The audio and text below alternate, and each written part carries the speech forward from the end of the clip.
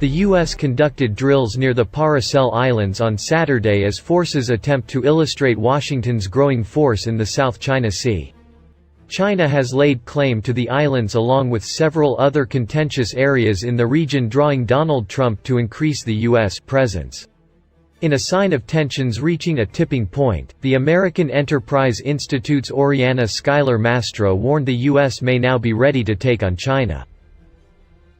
Pentagon officials used a long-range B-52 Stratofortress bomber which can carry convention and nuclear weapons to accompany two aircraft carriers in drills on Saturday. This is just the latest in an attempt to stop China growing its presence in the region. The bomber, from the 96th Bomb Squadron, 2nd Bomb Wing, left Barksdale Air Force Base, LA, for the 28-hour mission to demonstrate U.S. capability to rapidly deploy to a forward operating base and execute long-range strike missions. PACAF quoted Squadron Commander Lieutenant Colonel Christopher Duff as saying, "This sortie demonstrates our ability to reach out from home station, fly anywhere in the world and execute those missions, rapidly regenerate from a forward operating base and continue operations," Duff said. Chinese Foreign Ministry spokesperson Zhao Lijian said the exercises were performed totally out of ulterior motives and undermined stability in the area, according to the Associated Press. Against such a backdrop, the U.S. deliberately dispatched massive forces to conduct large-scale military exercises in the relevant waters of the South China Sea to flex its military muscle, Zhao said at a daily briefing, the AP reported Monday.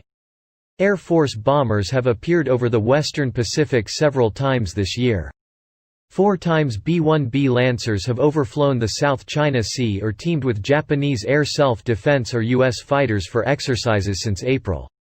A pair of B-52s from Eielson Air Force Base, Alaska, flew to Japan in June for training.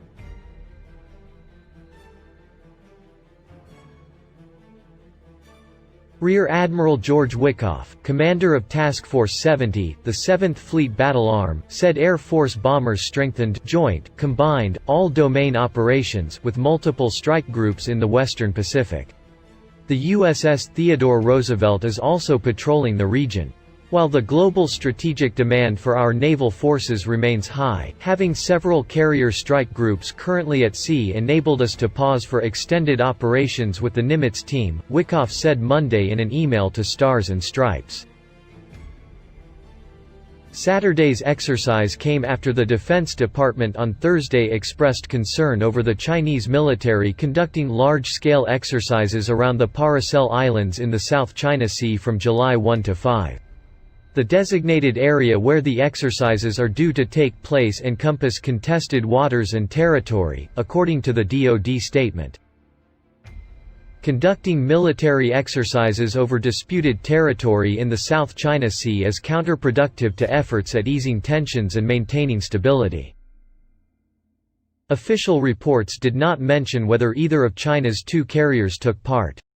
But China's state-run newspaper Global Times wrote that the South China Sea is fully within grasp of the Chinese military and any U.S. aircraft carrier movement in the region is solely at the pleasure of the Chinese military, which has a wide selection of anti-aircraft carrier weapons like the DF-21D and DF-26 aircraft carrier killer missiles. Navy Chief of Information Rear Admiral Charlie Brown responded to the article with a tweet Sunday, and yet, there they are. 2 U.S. Navy aircraft carriers operating in the international waters of the South China Sea.